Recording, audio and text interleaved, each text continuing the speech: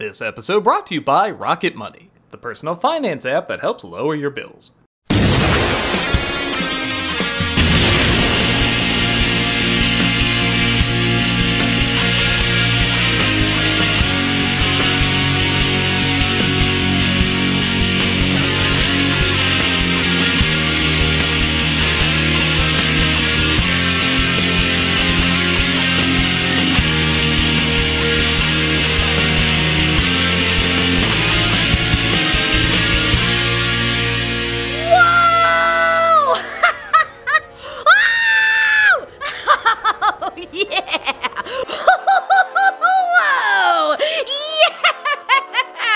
I told you, no after-hour escort. Oh.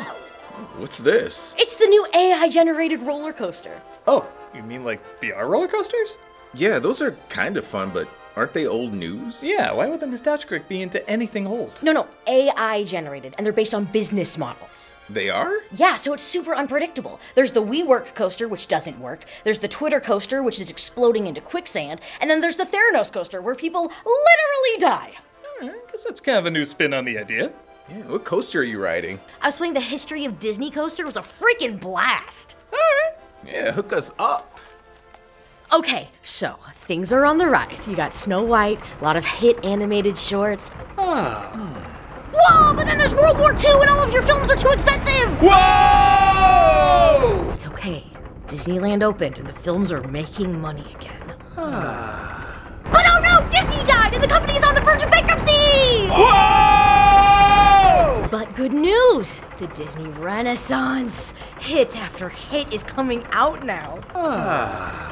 But oh no, Michael Eisner thinks he's gone and has so many bad ideas! Whoa! But it's okay, he's gone now. You just bought Marvel, Star Wars, you're turning out hit after hit. Wait, what's that drop in the distance? Oh, that's the 2023 plunge. Whoa! Wish, the Marvels, Haunted Mansion, Indiana Jones, the Creator, Quantum Mania, bomb after bomb after bomb after bomb, leading to a nuclear explosion! Man, now that was an amazing ride. Yeah, you think they're gonna make another one? Jury's still out on that one. Oh, thanks for sharing. Say, you think there's a Facebook ride on here? Only one way to find out. Okay. Oh my God, it's just one big drop. It's no secret Disney has had a pretty rough 2023. Hell, even 2022 wasn't all that great. What was supposed to be their 100-year anniversary turned into an onslaught of whoops, yikes, and But the truth is, Disney has gone through a lot of peaks and valleys, and I think to last 100 years, you'd probably have to. My guess, or maybe even hope, is that the latest run of box office duds is just another one of those valleys that Disney has to creatively dig their way out of. This will hopefully force them to use a little bit more imagination and not just rely on their old tricks. That is to say, Disney certainly reuses a lot of tropes that work, but they often combine them with new, innovative, and even groundbreaking updates that end up standing the test of time. Just like one of their biggest hits during the Disney Renaissance, Aladdin.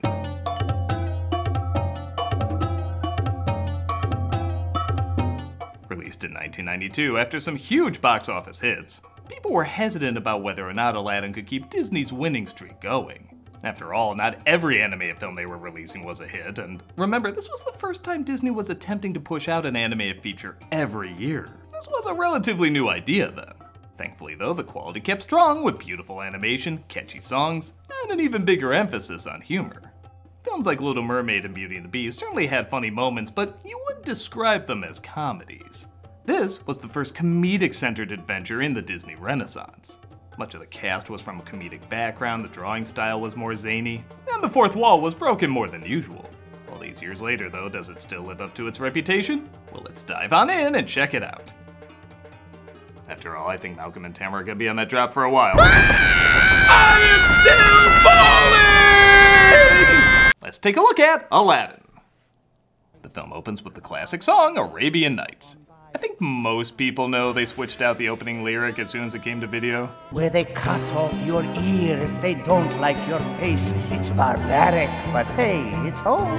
Where it's flat and immense and the heat is intense. It's barbaric, but hey, it's home. Look, you're gonna have to put this up before the movie anyway. Why not just keep the original badass lyric? Robin Williams plays the dual role of the market salesman and the genie. As it was revealed years later, he was gonna be the genie in disguise. Ah, salam and good evening to you, worthy friend. I really wish they kept this twist because it would match the blue color scheme and, well, who is this guy? How does he know what went down? I just assumed this was Gazim's brother, like you were saying. And that's how I never got my $20 back. But you waited through an hour of preview, so I might as well tell you how the rest of the story went down. It begins on a dark night. The royal advisor named Jafar, played by Jonathan Freeman, awaits a device that will lead him to the Cave of Wonders. You are late. 1,000 apologies. To have it then. Okay, seriously, is ASM Jafar a thing? Because we need some bowls to collect some melted ears. I had to slit a few throats, but I got it. Hey, that kind of talk is fine for 90s G, but that's way past thematic elements from modern PG. The device leads them to the Cave of Wonders, and at this point we were pretty impressed with the CG ballroom and Beauty and the Beast. But this was like that scene got possessed by Pazuzu. This was pretty badass when we first saw it. Only one may enter here, the diamond in the rough. He also must be nippleless, repeat nippleless. Gazim obviously doesn't match that description, upsetting both Jafar and his parrot Iago, played by Gilbert Gottfried, who bizarrely had a long career voicing birds, and yeah, I think it's safe to say this is his best one. Look at this! Look at this! I'm so ticked off that I'm molting! You can admit, that was your first time being introduced to the word molting, wasn't it? Jafar vows to find this diamond in the rough, which brings us to Aladdin, played by Scott Weinger, stealing his literal daily bread, outrunning the guards. I'll have your hands for a trophy, street rat! All this for a loaf of bread? Hey, careful, the prisons they send you to for that have a sixth sense of torture. Follow to the letter your itinerary. This badge of shame you'll show it till you die. Gotta eat to live, gotta steal to eat, otherwise we'd get along. So I know it's gonna sound weird, but I'm a little torn on this character. Everything about him, particularly his voice, stands out as a 90s Californian sports star. And it does feel like Disney pandering to what was popular at the time. And now, esteemed Effendi, we feast, all right. But he is really charming. The world shows right off the bat, it's not meant to be taken too seriously. And it is fun watching how this guy outwits the guards in both a smooth and clever way. Put bluntly, I want to hate this perfect smiling jock with all the right moves, but they do a little too good a job making him a perfect smiling jock with all the right moves. You won't get away so easy! You think that was easy? I'm easy. I mean, you said that. One jump ahead of the hitman, one hit ahead of the flock. It probably goes without saying, but the songs are pretty great. All memorable toe tappers that help create a world that, again, is more a Saturday morning cartoon take on Arabian Nights, but when are they indicating it's not that? Oh, it's that Aladdin's hit the bottom. Okay, so I'm not gonna make this meme joke that's been circling the internet for a while. I'll just say, if Jasmine's wearing something similar to what they're wearing, then they're princesses. That's what I'm sticking with. I mean, come on, would the reverse make sense that Jasmine was, Another suitor for the princess. I hate being forced into this. Good luck marrying her off! I'm only making this worse. I'll just say, look at our penis building and move on. Aladdin gives his bread to some children on the street, which, yeah, how's a guy that built surviving on scraps? Then again, what number of boo is that? And also ends up saving them from an angry prince. You were born a street rat, you'll die a street rat, and only your fleas will mourn you. We're on a non-talking basis! We're then introduced to Princess Jasmine, played by Linda Larkin, who hates that she has to marry a prince before her next birthday. The law is wrong. You've only got 3 more days. That's the same number of days that Christmas will be ruined. I've never done a thing on my own. Maybe I don't want to be a princess anymore. Jasmine is also very much an archetype at the time, with her hating being a princess and wanting her independence, but again, she does have a lot of charm. She could come across as too complainy, but when she runs away to the marketplace and has to get out of a bind with Aladdin, she does show she has a fun sense of humor. She thinks the monkey is the Sultan. Oh, wise Sultan, how may I serve you? The monkey also thinks he's Donald Duck. Aladdin and her also surprisingly have really good chemistry. You do kind of stand out. Ooh. It's a fast romance like a lot of Disney films, but they do make every moment count, sharing very similar, but in many respects opposite scenarios. You're not free to make your own choices. Sometimes you feel so... You're just... trapped. Oh my god, we must be the only young people who think this way. Tell me, do you think parents are dorks? You don't seem to know how dangerous Agrabah can be. I'm a fast learner. Yeah, you run away forever and you don't bring any money with you. You pick up how things work very fast. In all seriousness though, these scenes do work. Consider the film's main attraction, Robin Williams as the genie, doesn't enter the flick until about 40 minutes in. These two are doing a pretty good job keeping you invested until then. They don't have to Sleeping Beauty you, where most of the screen time is on the side characters. They can hold their own. Here you are! Things get complicated when the guards find them, resulting in the line Scott Weinger says he can never escape from. Do you trust me? What? Do you trust me? They'll hold up their phone and say, will you just give me a do you trust me? So I'm like, do you trust me? Now can I go to dinner? I can't even imagine that type of life. And Aladdin is captured. My orders come from Jafar. You'll have to take it up with him. Believe me, I will. Oh, somebody needs to fart. Jafar? Jasmine demands Jafar let him go, but he says his sentence has already been carried out. Death by beheading. No. Somebody had way too much fun animating that moment. Boingy, boingy, boingy, boingy. Aladdin is very much alive though, as Jafar disguises himself as an inmate who tells him about the Cave of Wonders. You've heard of the golden rule, haven't you? Whoever has the gold makes the rules. I trust this guy. Aladdin agrees to go with him, hoping the riches will make him powerful enough to marry Jasmine, and he enters the Cave of Wonders being told to touch nothing but the lamp. Which is a little weird, isn't the idea of the lamp that it's supposed to be unassuming, but you see it there in the middle of the room with that light, and I'm gonna assume that's gonna do something. A magic carpet? Come on out. We're not gonna hurt you. Have I mentioned yet the colors are freaking phenomenal?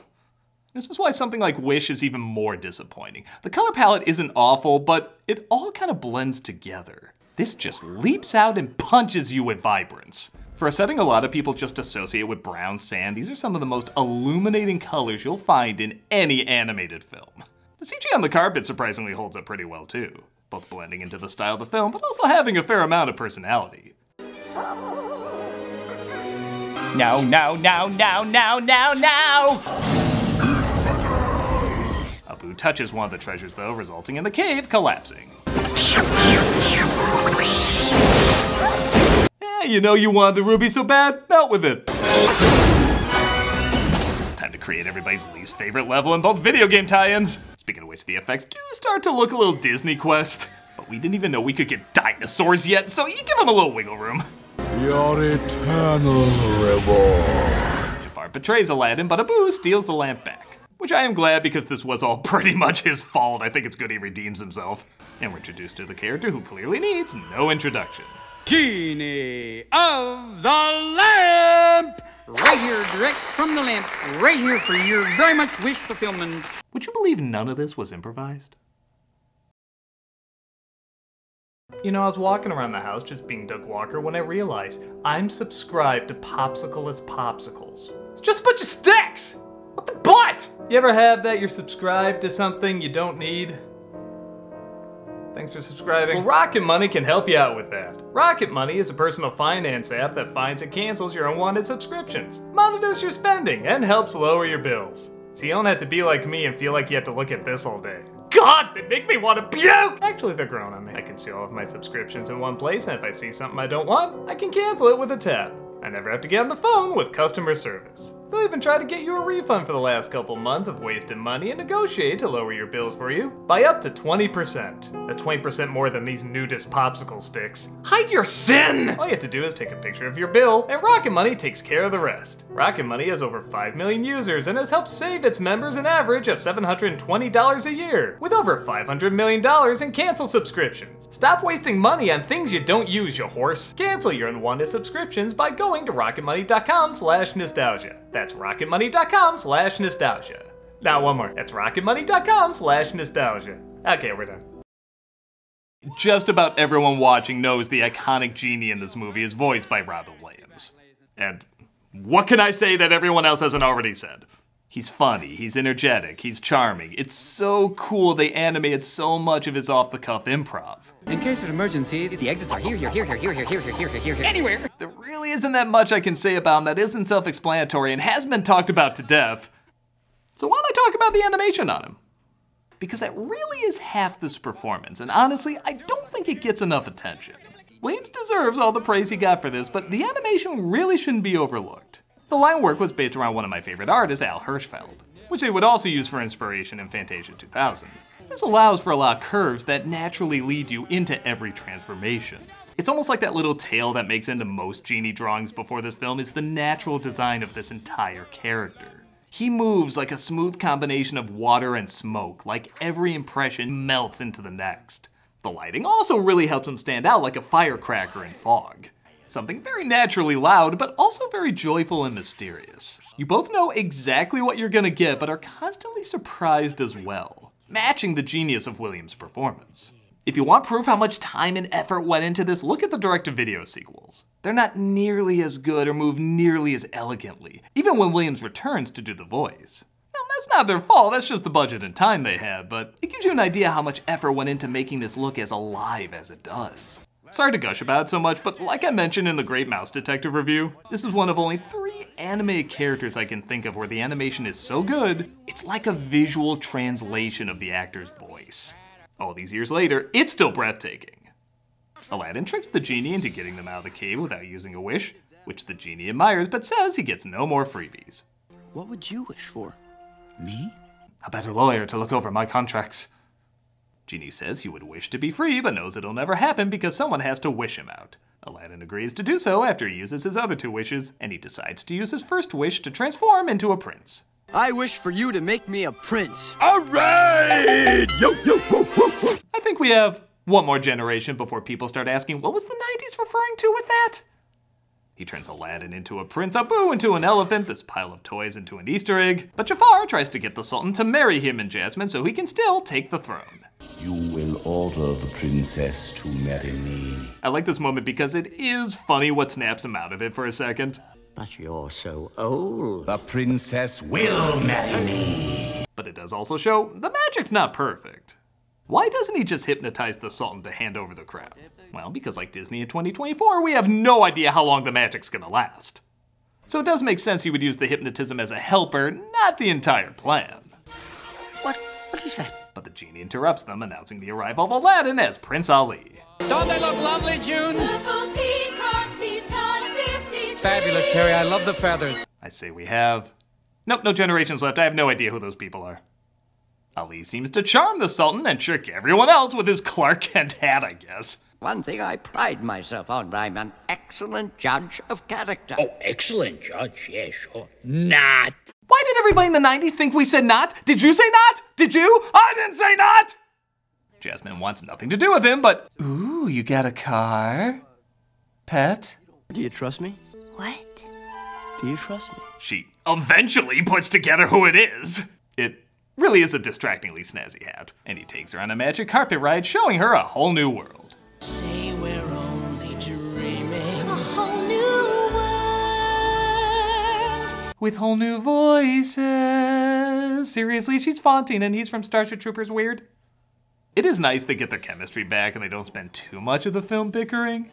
Because despite it being a liar-revealed story, it skips a lot of the annoying tropes usually associated with it. In fact, I like watching her put together more and more that's him, like when he does the apple trick like he did before. But rather than get angry or mopey and dopey in the 3rd act, they just let them be a likable couple. Hell, she actually understands when he confesses. I'm sorry I lied to you about being a prince. I know why you did.